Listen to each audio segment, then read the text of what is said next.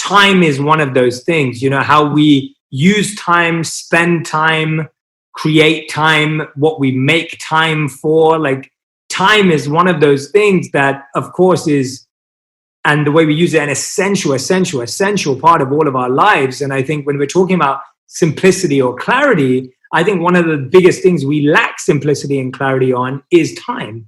And for me, I've definitely noticed how over life, especially when your book came out, I've tried to remove people from having to live their life based on a timeline. Or an expectation. And I realized that because my life went in a completely different direction, whereby I became a monk at 22 and didn't have my first job until 26. And today lead one of the most meaningful, fulfilling lives in the world, thanks to all my experiences. And so it's fascinating. There were times in my life where I felt like I was behind people that I should be in line with. There are times in my life where I felt I was ahead of people. There are times when I felt like I was trying to figure it out. And I think a lot of people usually feel like they're behind, ahead, or equal to. And that's kind of how we make sense of stuff. And that's why when this book came out, which I know was like maybe a year and a half ago, maybe even a couple of years ago now, it's, to me, I was fascinated that you were able to pinpoint, and go so deeply into time, which I always thought was so much more fluid. And so I guess the first question I want to ask you, and please take this wherever you like don't feel constricted at all, because I like what we're kind of co-creating right now. What fascinates you about time the most that you are so deeply drawn to actually write a whole book about timing? Yeah, so that is actually, I'm going to put the answer to that in more of the mundane category. The reason for the impetus for it was just frustration. More than anything else. It wasn't any kind of deep conceptual fascination. So here we are. I'm talking to you from this is my office here in Washington, D.C. It's the refurbished one-car garage behind my house. I live there, like right there. And so I would come to my office and do work. And at a certain point, I realized, like, I'd have a to-do list. And maybe I would have appointments on the calendar, but I wasn't intentional at all about when I was doing stuff. Well, I would write when I felt like writing.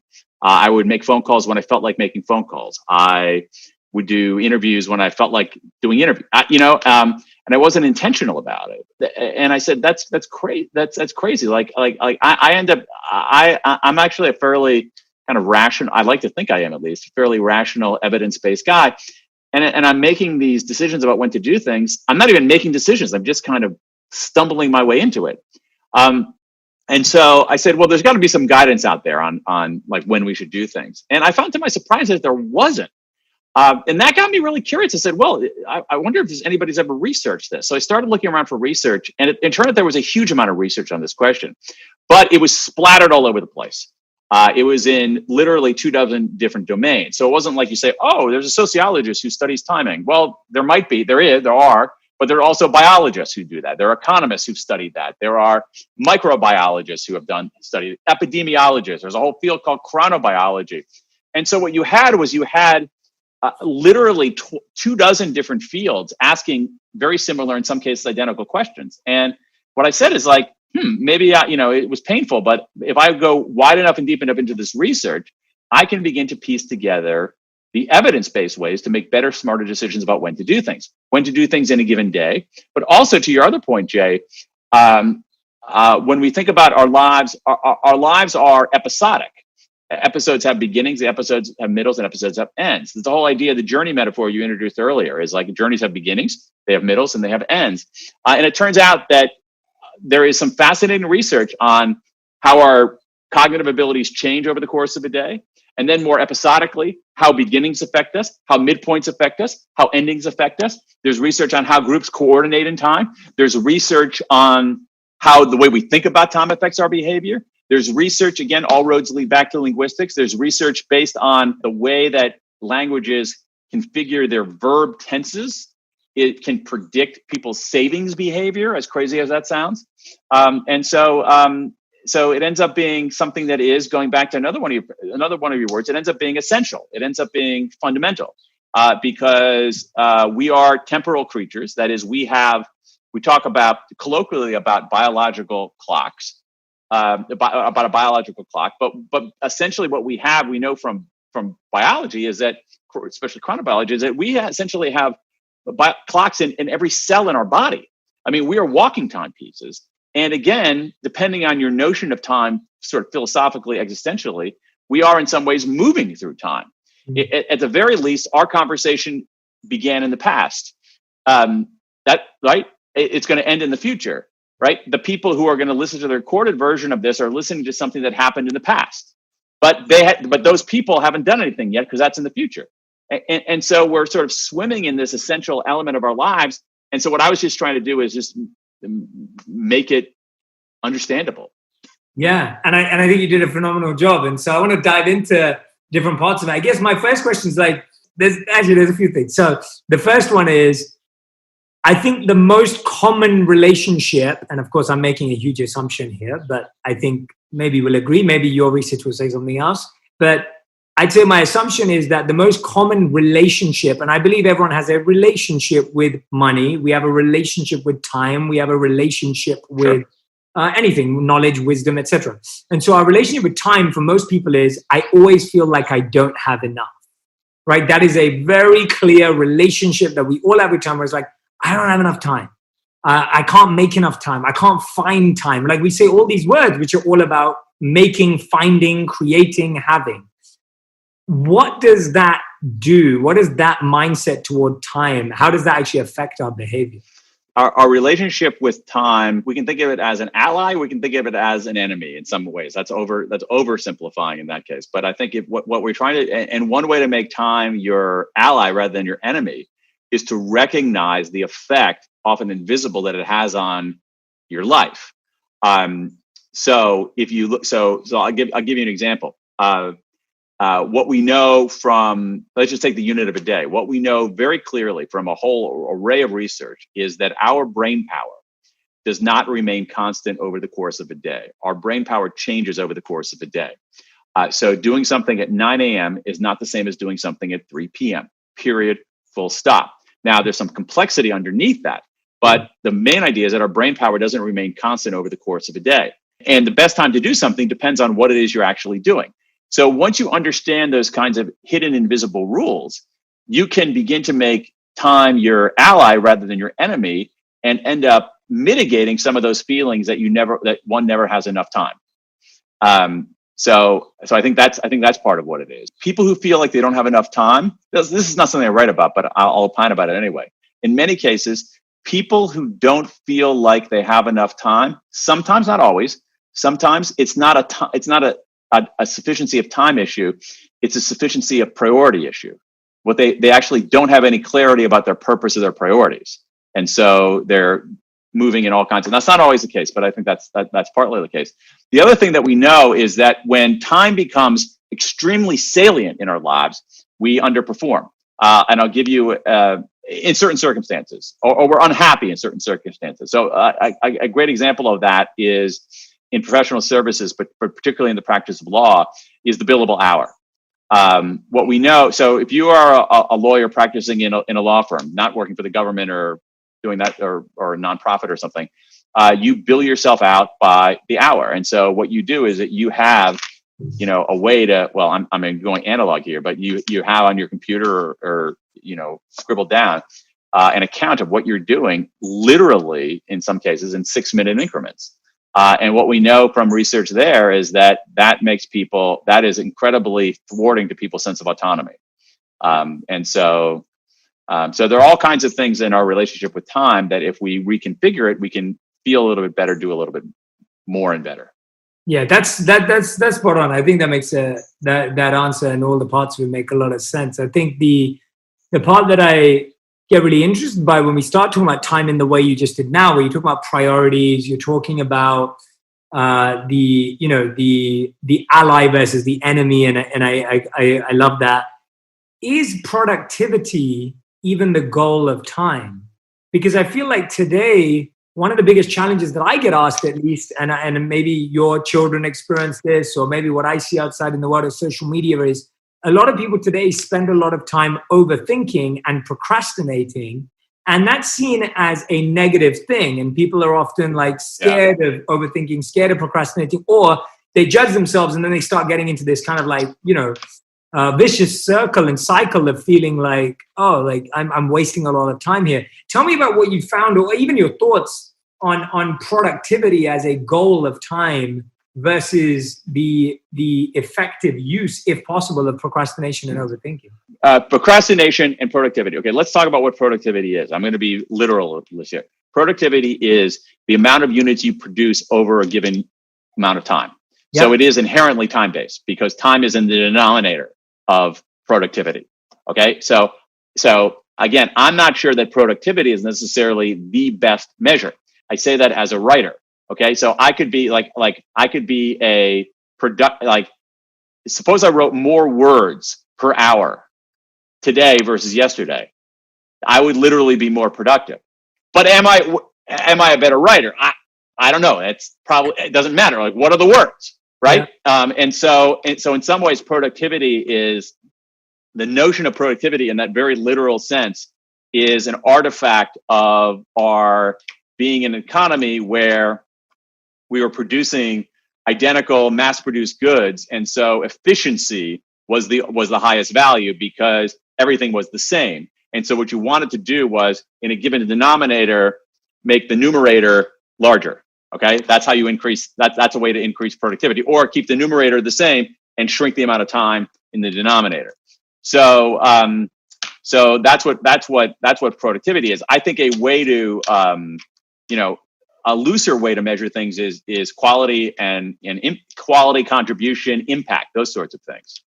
And certainly for certain kinds of professions, like being a writer, writing more words is no measure of my contribution to the world.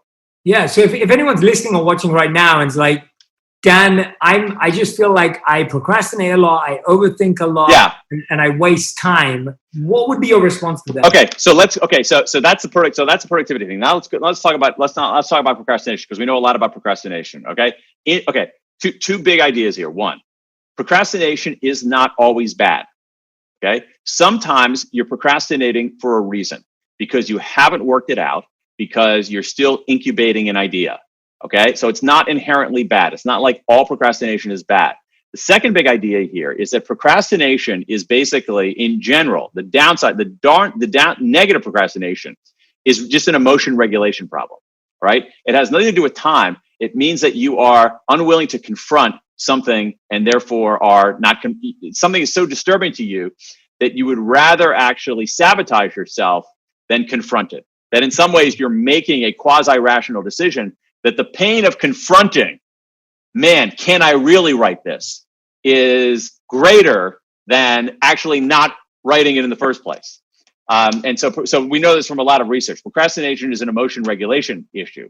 And so what you have to think about is, what is the emotion that you're avoiding? And is there a small step? Is there a way in some ways to trick yourself into either confronting it directly or to do something to just get yourself going, and that the action ends up confronting the emotion? But a lot of times, but again, in certain circumstances, it's hard to say. The fact that you're not ready to start is a signal that it might be a very, very positive signal. It could mean that, hey, I'm still incubating this. Yeah, that's a great answer. I love that perception, because I think as soon as you start labeling and going, oh, my procrastination's bad and this is not a good place to be in, you're right. All of that is just avoiding the actual emotion, which is a signal or a sign or an alert that's kind of trying to get your attention. And you just keep putting it away. And I think what that leads to, and this is something which I found fascinating in the book, it's like starting things. Like, I feel like, knowing when to start a business or knowing when to start a project is like the hardest thing in the world. And, I'm sure you get asked this a million times, but like, tell us about the research behind starting something and what you found was most critical there. Again, there's very rarely prospectively a perfect time to start something. All right. But there are ways to give ourselves a little bit of a different a little bit of a psychological edge. And this is the work of Katie Milkman, Jason Reese, and Heng-Chen Dai. They did it at Penn, University of Pennsylvania. And they had this idea of what they call the fresh start effect. And a way to understand the fresh start effect is like this: that certain dates, certain days, certain dates are what social psychologists call temporal landmarks. Temporal landmarks. That is, they stand out in time the way a physical landmark stands out in space. So again, back to the journey metaphor. You're navigating your way. You're trying to find your way. Oh, there's a landmark. I know where I am. Oh, there's that building. I have a sense of where I am. Temporal landmarks are navigational tools in some ways. But certain temporal landmarks have a peculiar psychological effect. What they do is essentially they operate as kind of a restart. What they say is that on certain days that are fresh start days, you essentially relegate your previous bad self to the past and open up a fresh ledger on your new self. All right. And so there's certain days that actually you're more likely to start something and you're more likely to succeed while starting it. So what does this mean? Let's be concrete here. If you want to start something, you're probably better off doing it on a Monday rather than on a Thursday. You're probably better doing it on the day after your birthday rather than 3 days before your birthday. You're probably better doing it on the first day of summer rather than 3 days before the first day of summer. Let's say you're if one is a religiously observant, the day after or the day of a religious holiday rather than 4 days before that religious holiday. And so you can, in some ways, have that sense of where you are temporally and pick the right date to start something. Yeah, I can so relate to that. And my problem is I'll try to start something on a Monday, I'll fail on Tuesday, and then I wait till the next Monday to start. Okay. Okay, so that's a mixed bag. Yeah. That's a mixed bag. It depends on how deep the failure was on depends on how deep the failure was on Tuesday. Now, there's another strategy for all of this. Yeah, please. Which on all of this, I mean, it's reasonably well known, and in some ways, it's interesting, Jay, because I think it's analogous to our conversation about simplicity and the opposite of simplicity, or simplicity and complexity. In that, I do think that in many cases we have been seduced into the idea of moonshots and big, hairy, audacious goals. Mm-hmm. I think that they're important. But I think that they're oversold in a way. And what's undersold, just think about it as a pricing issue. Okay. So the big, hairy, audacious goals, moonshots, I think they're overvalued. And I think what's undervalued is small wins. And once again, there's a lot of evidence of that, starting from Carl Weick 30 years ago. Small wins are enormously important, because what small wins do is that small wins can overcome that procrastination problem. Small wins can then lead to other small wins and other small wins that cascade into something bigger. So a strategy for overcoming procrastination, a strategy for many things, is to go for small wins. Let me give you an example of that. So the one strategy that I've heard of, I called it this. It's not originally for me. It's just sort of out there. I call it J5, not J-A-Y, but J, letter J. And that's just that, and that stands for just 5 more. Okay. And so if you don't feel like doing something, you say, okay, you know what I'm going to do? Okay. So I'm doing some research right now. Okay. I got these papers. Some of them are incredibly boring. Okay. You know what? I can't stand it. I want to quit. You know what? I'll just read 5 more pages. Just 5 more pages. I'll read that. Okay. Yeah. Oh my God. I got a boatload of email here. I can't deal with it. I just want to go inside and have a drink. You know what? I'm going to just do 5 more. 5 more emails, and we'll do that. You know what? I'm tired of writing. Okay, just 5 more sentences. That's it. And that can get us going, give you a small win. And what happens a lot of times is that just 5 more becomes just 10 more, just 20 more, something like that. I really like that one. That's an awesome strategy. I think that's a great. Yeah, it's very simple. I use it all the time. I'm not joking around. I use it today. When I looked at my email file and I was like, oh God. I can't bear it's like, okay, I've already answered enough email. I'm like, okay, just 5 more. And you know what I did? I did that and I got it done. And I probably ended up answering 8 or something like that. Another one, a very well-known technique. I use it. I have no shame in using it. You're probably familiar with it. Your listeners are probably familiar with it. Is the Pomodoro technique, which is Pomodoro is Italian for tomato. And so, you set a timer. I have one on my computer that I use on very dark days. set a timer for whatever. I do it for 25 minutes, and like I just can't bear this. Okay, I can't research this anymore. I can't read this anymore. I'm sick of writing. Okay, here's what we're going to do. It's 25 minute. I'm not going to do anything else. I'm just going to do it for that 25 minutes, and that can and I think let me extract from this, as always, a large theoretical lesson, and it's this. All right, that a lot of times in our understanding of what makes human beings tick, we think that belief precedes action, that you have to convince yourself, and then that is the impetus to act. And in many cases, more cases than we realize, the arrow runs in the other direction. That getting yourself to act can actually trigger the belief. Yes. And that's a very, very important lesson.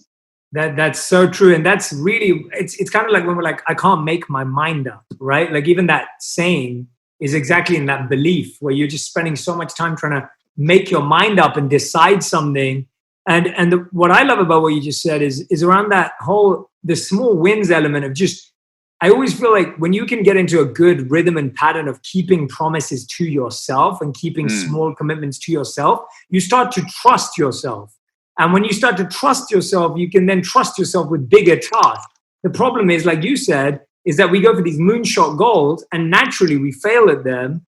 And Great therefore point. we don't trust ourselves. And I feel like self-trust is like the big issue when it comes with time, is that you're like, well, do I even trust myself with this much time? Do I even trust myself to complete that? And you're right about the small wins, whether it's making your bed or just 5 more, or, all of these principles that you're laying out, like that just builds trust with yourself. I'll give you something else that builds trust with yourself that's related to this concept, which is, again, is research-based. It's built on, I've written about this. I wrote about it in that book. I've talked about it before, is the work of Teresa Mobile at Harvard Business School. And she found that the single biggest day-to-day motivator on the job is making progress and meaningful work. Okay, so the days we're making progress, the days we're motivated, we come back the next day feeling motivated. But one of the challenges is that we often don't have a good sense of how much progress we're making. And so one of the things that I've done for like 8 or 9 years now is at the end of every day I have a progress, call it a progress ritual. And all I do is I just basically say, what'd you get done today? And I just list what I got done today, and I keep a record of that. And I have to say, I almost never look at the list, but it's the act of doing. I mean, seriously, I almost never look at the list, but it's the act of doing it. So I just take a moment. It's a ritual. All right. And, I don't have to tell you, former monk, the importance of rituals in human understanding. Right. So it's a ritual. It's a punctuation mark at the end of the day. What'd you get done today, Dan? Okay. This is what I got done. Ba-da-ba-da-ba-da-ba-ba. Okay. I love that. How do you do that for other people? So if you're leading teams, if you've got a small team, a big team, a company, how do you kind of help people realize the progress they're making? Because I find, there's sometimes you can do it for yourself, but how do you do it for others? I mean, you could do a version of what I'm talking about for your team. I mean, what I would want to do is I would want to build that habit in others rather than have them rely on me for that. I would want to build that habit in others. So what you could do is you could ask your team to send you that at the beginning, not as a way to monitor them, but as a way to build a way to build that habit, and then eventually have them continue the habit without sending it to you. Absolutely. I'm actually going to try that out. I'm 100% going to try that out. What'd you get done today? Just write down the things you get done. I mean, it's a very simple concept. We often have a to-do list at the beginning of the day, like have a done list at the end of the day. And it's almost like gamifying your mind, right? Because you know that if you got 3 things done yesterday, you might want to get 4 done today. And so you push a bit further. Right. I think a lot of times also when we're scrambling around, we don't have a sense of what we've accomplished. And sometimes it can be affirming. So I know that many days where I feel like I haven't gotten anything done during the course of a day, I stop and I do my little progress ritual. Again, we're talking like, Jay, 30 seconds, 60 seconds. Yeah, for sure. Not anything elaborate. I'm like, oh, okay. I actually got more done than the day. And then on the days where I didn't get much done, you're like, oh, come on, man. You gotta do a little bit better than this. Come back tomorrow. Yeah. You're coaching yourself. Yeah, that's a good way to put it. You're in many ways you are. What you're doing is you're just giving yourself, you're you're coaching. If you think about it like a sport, it's like in track and field or in swimming or something like that. Your coach is there with a stopwatch saying, "Here was your time today, okay," or here's how much you lifted today. You have a sense of are you making progress or you're not making progress. Yeah, I love that. One thing I want my audience, everyone who's listening right now or watching, I want you to be aware of is that literally Dan in this book breaks down everything from like productivity. I've done some of the tests with you guys before, and I've shared the book when we talked about all of the different productivity times for different types of people based on what time you sleep and what time you wake up. We've done the naps, breaks. I'm not going to ask Dan all those questions because they're in the book, and that's why I recommend the book. I want to ask Dan stuff that isn't in the book or is extending the book. And I think one of the biggest questions I do get asked that I do want to talk about is relationships.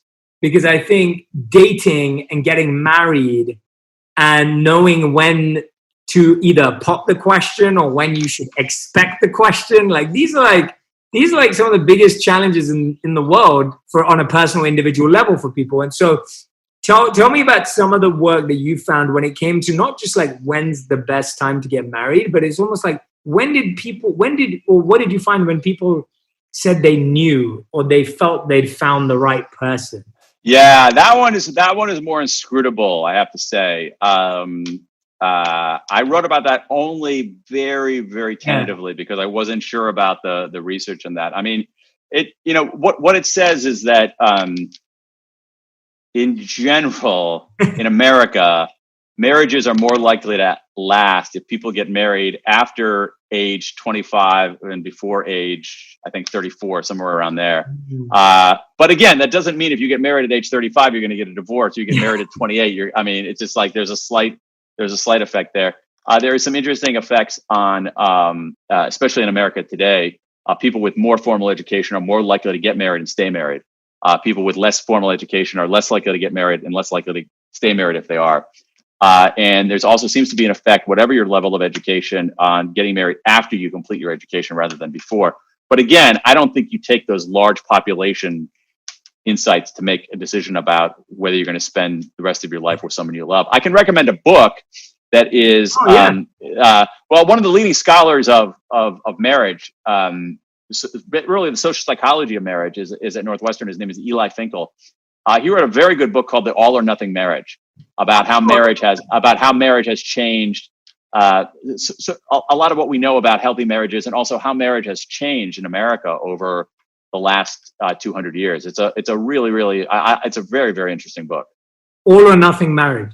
Yeah, The All or Nothing Marriage by Eli Finkel, which, there's a lot of really good research in there. And there's some relationship advice in there too. Among the most important things are, what do you attribute to someone's inherent personality and what do you attribute to circumstance? So if your spouse snaps at you, do you say, "Oh my God, my spouse is the biggest jerk there ever was," or do you say, "Oh, my spouse is having a bad day"? And people who make the attribution that it's circumstantial, not surprisingly, end up better off than people who say, attribute the behavior to someone's inner jerkiness. Right. Yeah. No, it would be fascinating also to look at things like amount of time couples spend together, but amount of time couples spend arguing on useful arguments, maybe too. Yeah. So, yeah. There's other research out there. There's a guy I'm spacing out on this. There's a guy named Gottman, I think. John Gottman. Yes. Yeah. He's done some research on marriage, and this is not surprising. One of the biggest things that you see is, if I'm characterizing it right, is not arguing per se, but how people argue. Yes. And so somebody has to do with the attribution. The other thing, one of the biggest signals I think in Gottman's research is when people express contempt for their partner. Not surprisingly, that's a marker of things gone awry.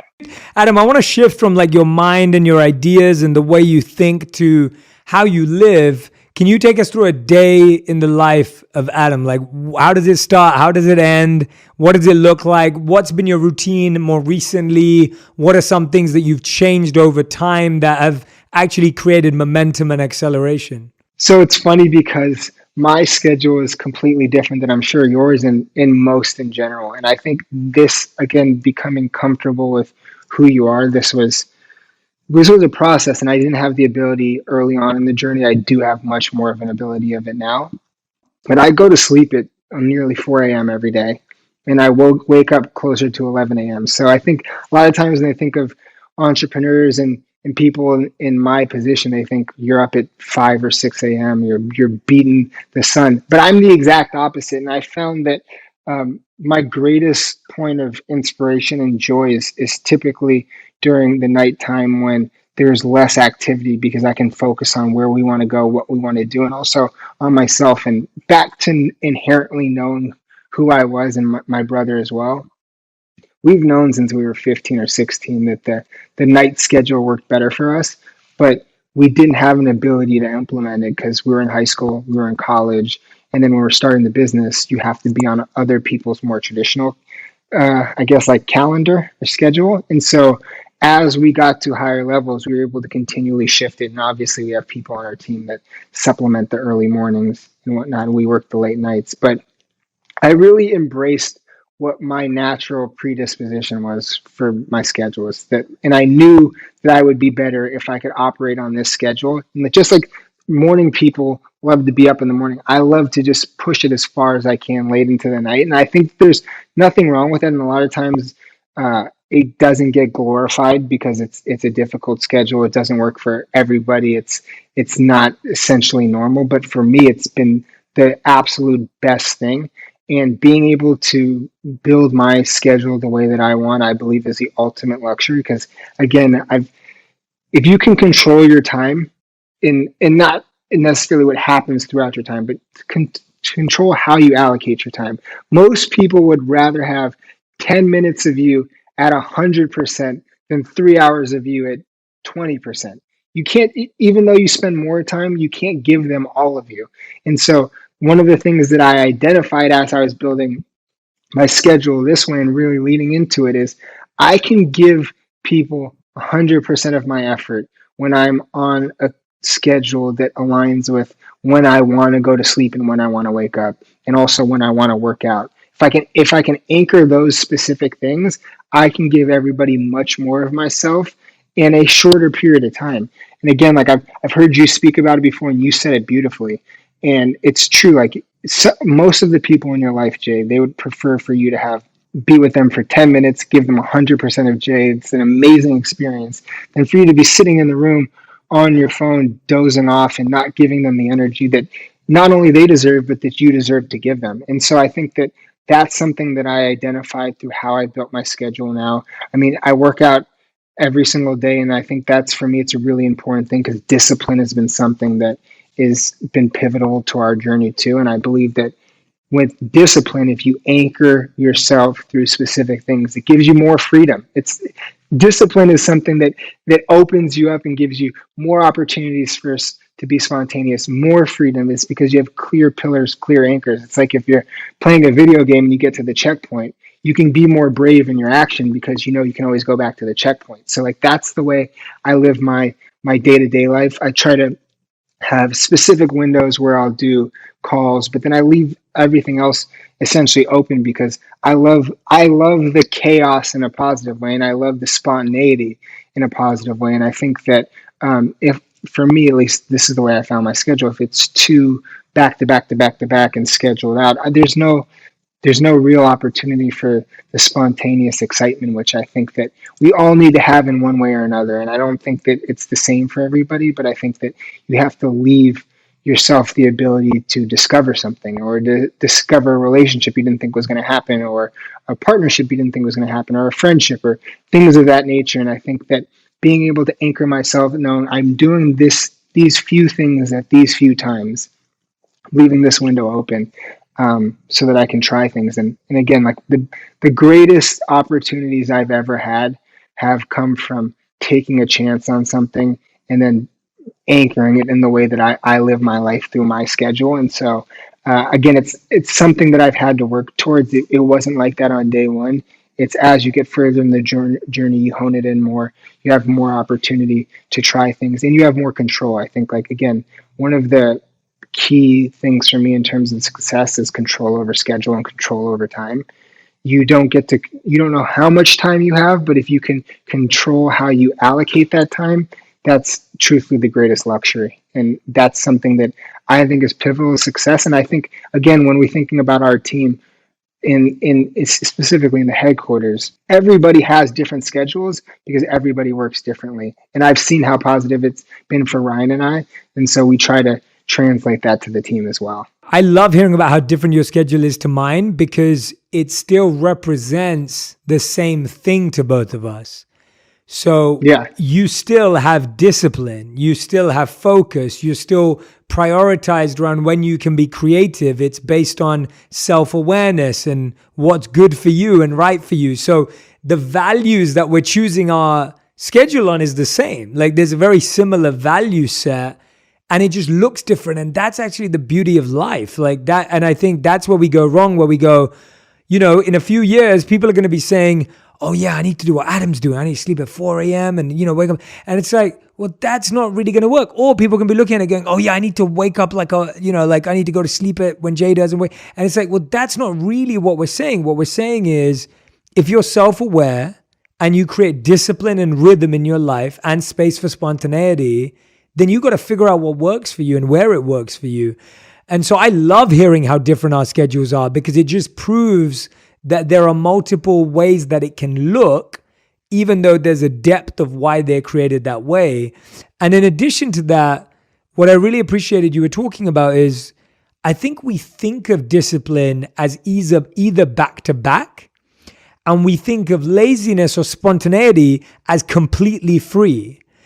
And what you've actually said is what discipline is that you've created a discipline where you can be, what I've been thinking about a lot lately is you can be effective and efficient. And efficiency is often seen as discipline, but efficiency means you do a lot of stuff. But effectiveness means you do important stuff. And I think that's what I'm seeing is missing in so many of our lives is that we're trying to be efficient. We do the laundry, do the dishes, we spoke to the team, we check this off.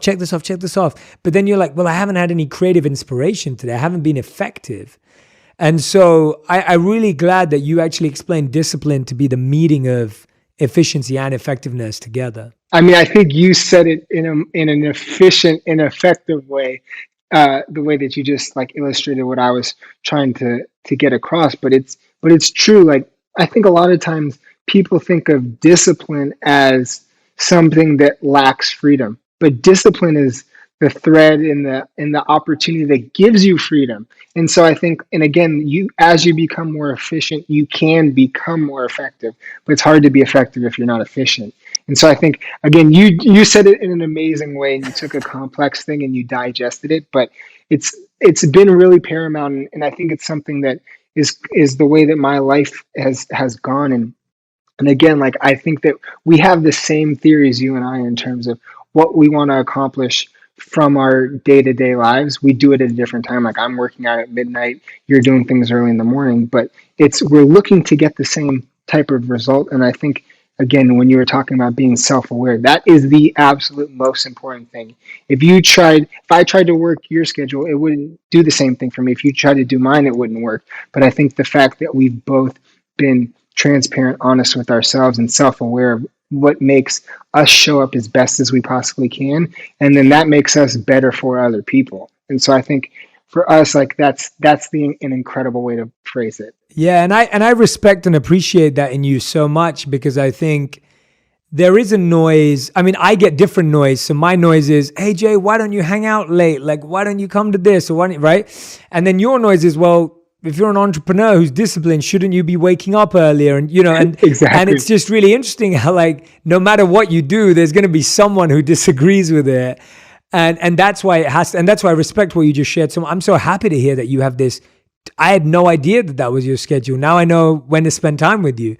And I really like that, because I really hope that everyone who's listening, you're feeling more confidence that you're not doing it wrong if you're doing what's right for you. But notice that Adam and I are still basing it on values of discipline, of focus, of creativity. It's not that Adam's not just saying, oh, I do whatever I want, whenever I want, and there's no structure. He still even has a sleep. You still have a sleep routine. It sounds like when you're like 4 a.m. to 11 a.m., right? There's still a routine. And so that's what I find is really healthy. Adam, this has been so powerful, because what I love about the way you talk about entrepreneurship is that it's strategic and intentional, but then there's the spontaneity and creativity. And I'm so excited to see what you continue to build. It's, you're 12 years in, and I cannot wait to see you just continue to crush it. I mean, you're already crushing it, but for the business to continue to grow and grow and grow. I wanted to ask you, before we come to the final 5, around creativity and innovation. And you spoke about spontaneity there, meeting someone random, like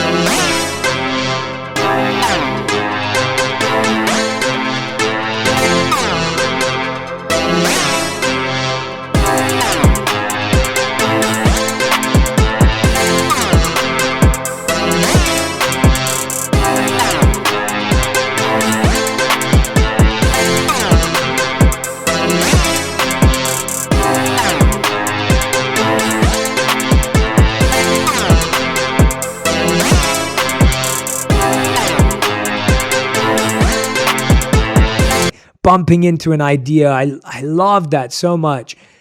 What has been your secret to creativity and innovation? Where have you continued to find that discipline and that connection? So I think one of our, I don't know if secrets is the right word, but again, back to my brother, like the fact that there's two of us and that we're able to go through life together and we've had similar experiences. I mean, my brother, like to be fully transparent, is more creative than I am. And like when we're thinking of color stories and whatnot, Ryan's always building these beautiful color stories. Cody, who's our design director, is amazing. Jake and is our content director. He's incredible. Sam, who heads up social, she's amazing as well. And just the whole team, like I could go on and on. But one of the things that I discovered, and this actually came from my mom. So, and you wouldn't know it based on what my life has become, but until I was like 25 years old, I'm 34 now, so no, maybe even older. This is like 2013. But let's use 25 as the number. Until I'm 25 years old, I hardly have ever left the country. I left the country twice actually. I went to Mexico one time and I went to London one time, and it's like each one was for 2 days. And then when I'm 25, my mom basically says like, you guys need to do more and see more things. You need to discover more things. So we were so laser focused on what we're going to do. So a lot of the things that I've reflected on today with you, Jay, is things I've learned more specifically over the last 6 or 7 years in terms of like the spontaneity, the freedom. And I've always had the discipline, but it was almost at a level that was too high. And so my mom had said, they were going to Hong Kong, and it was for this wedding. She's like, you need to come, like it's an old family friend. You have to come to this wedding. And I had no intention of traveling overseas. Long story short, Ryan and I end up going. It's the most incredible trip. Just like going outside of the country, seeing something completely different, changing our perspective. And when we're there, we get inspired by this bridge. And this bridge that I'd never seen pictures of it, anything. We get inspired by this bridge. We end up creating a shoe based on this. We end up going to another country years later, inspired by that. And so I think that travel allowed us to change our point of view, change our perspective. When you're thinking of creativity, a lot of times there's things in your day-to-day life that when you're thinking about repetition, you don't pay attention to it because it comes almost a second nature. It's reoccurring. But when you go to a new place, everything is new. You have to pay attention to your surroundings because it's uncomfortable, not necessarily in a negative way, but in a positive way. You get all of the stimulation through your senses. You're seeing things, you're meeting people. And so when my mom pushed me out of my comfort zone, then it completely changed the way that I was viewing the world. And it made it so that I was much more open to receiving what the world had than just pushing what I wanted to do or what the intention was. And so I think like that made it so It's kind of like, I don't know if you remember on the old cell phone signals, when you would make a call going out, it would be like an arrow pushing like this. But when someone's sending you a message, it's going both ways. And so that's kind of what that calibration did to how we discover creativity. And now, like, one of the greatest things that inspires me is movement, whether it's movement in cars, movement on foot, movement in the air. And so I think like movement in general, changing your surroundings, not necessarily going to another country or another state, but even going anywhere, just discovering. I think the opportunity for movement, that's really where like the creativity came for us. And then again, I think that if you can take an idea, lean into it and see like, and speak to why this makes you feel different, you'll find inspiration in it. And I think that for us, like we have an incredible team that finds inspiration in different places, and then we're able to talk about it. And the greatest thing you can do is be a great communicator, because if you can articulate what your vision is, and whether that's through verbal, whether it's through art, whether it's through anything, people will understand and people will feel it. Not everybody will, but some people will.